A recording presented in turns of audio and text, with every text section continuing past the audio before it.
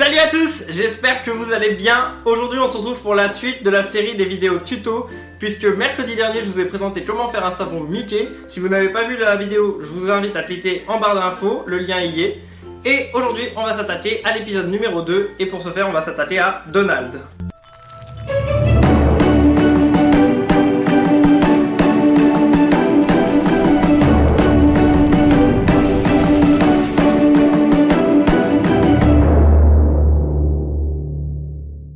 Du coup aujourd'hui on va faire un petit peu de récupération puisque j'ai retrouvé ce cadre Donald dans un carton chez mon père et j'imagine que je l'avais quand j'étais jeune dans ma chambre, mais maintenant je ne me vois pas le mettre dans mon appart et en plus il est très basique. On va un peu l'améliorer et je pense que dans mes amis il y aura forcément quelqu'un qui adore Donald et qui sera ravi de l'avoir pour Noël. Concernant le matériel, il vous faudra du scotch, une craie, si vous n'avez pas de craie n'hésitez pas à prendre un crayon blanc, c'est la même chose, de la peinture blanche pour l'occasion, vu qu'on va faire une inspiration Newport Bay Club, puisque j'ai trouvé ces petits stickers à Cultura. Je vous mets une pettique vidéo pour que vous voyez de plus près, parce que je ne vais pas m'avancer comme ça, avec le reflet on voit rien. Et il vous faudra également une règle, je n'ai pas de règle, du coup je vais prendre ceci, c'est un je sais plus comment on appelle ça, mais voilà, ça va me permettre de tracer des traits sur mon cadre. Pour le moment, on va ne garder que la règle et la craie, tout le reste on le met de côté pour plus tard. Et du coup, on va commencer par tracer des démarcations sur notre cadre pour pouvoir après appliquer la peinture correctement pour que ça fasse des traits bien droits. Alors ce qui est bien, c'est que la largeur de ma règle en fait fait la largeur de mon scotch. Donc du coup, je n'aurai pas à me poser de questions. Vous allez comprendre par la suite.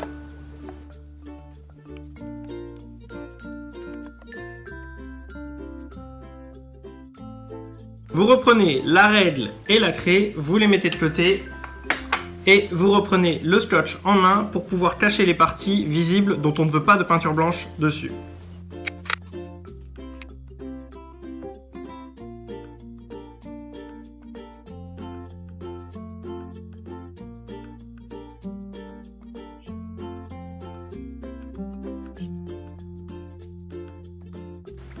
On oublie le scotch et on prend position de la peinture. Alors moi j'ai trouvé ce testeur à Leroy Merlin, si je me rappelle bien, pour 1,90 €, donc c'est vraiment pas cher et ça vous permet en fait d'avoir une petite quantité de peinture à portée de main et en plus c'est fourni avec un rouleau, donc c'est ça qui va être bien, c'est qu'on va pouvoir aller vite.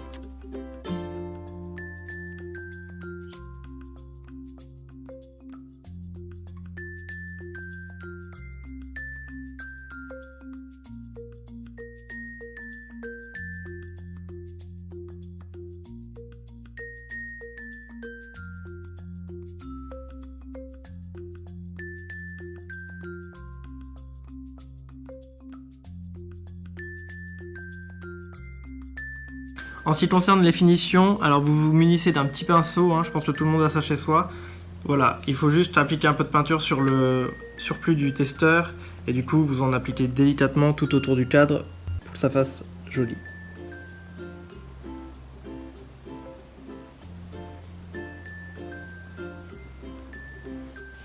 Il ne nous reste plus qu'à attendre quelques minutes ou quelques heures, je ne sais plus combien de temps il faut attendre, mais pour attendre que ça sèche et qu'on puisse appliquer la deuxième couche.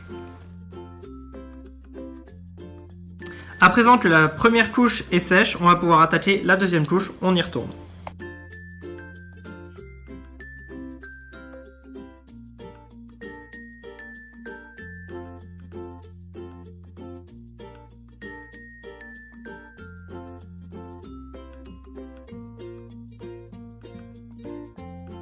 La peinture est sèche, on va enlever les scotch pour voir si les rayures sont bien faites, je l'espère en tout cas, et c'est parti.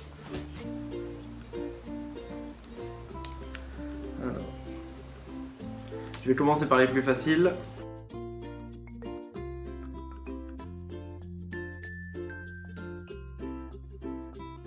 On s'attaque tout de suite aux stickers, donc ceux-là je les ai trouvés chez Cultura. Ils étaient qu'à 2 € seulement, donc c'est vraiment un bon prix je trouve. En plus ils sont d'assez bonne qualité. Et avant de les scotcher sur le cadre, je vais les placer pour voir si ça rend bien, parce que j'ai peur qu'une fois qu'ils soient scotchés, si je les enlève, la peinture s'enlève avec. Donc on va essayer.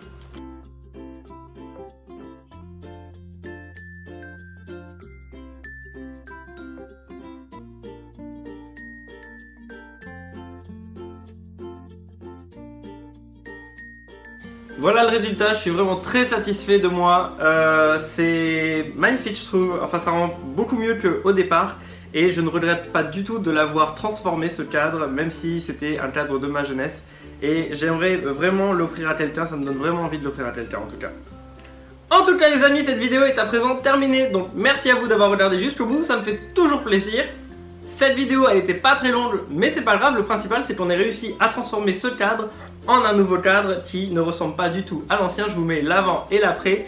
C'est vraiment un projet qui me tenait à cœur et j'espère qu'il vous aura plu également. Vous pouvez vous aussi transformer des objets du quotidien, j'en suis persuadé. Si la vidéo vous a plu, n'hésitez pas à mettre des pouces bleus, à mettre des commentaires et à vous abonner à la chaîne si ce n'est pas encore fait. La prochaine vidéo, ça sera mercredi prochain et l'épisode suivant des tutos sera dimanche. Je vais essayer de faire tous les dimanches des tutos jusqu'à Noël, on en a plus beaucoup donc on va se dépêcher. Merci à vous d'avoir regardé, ciao!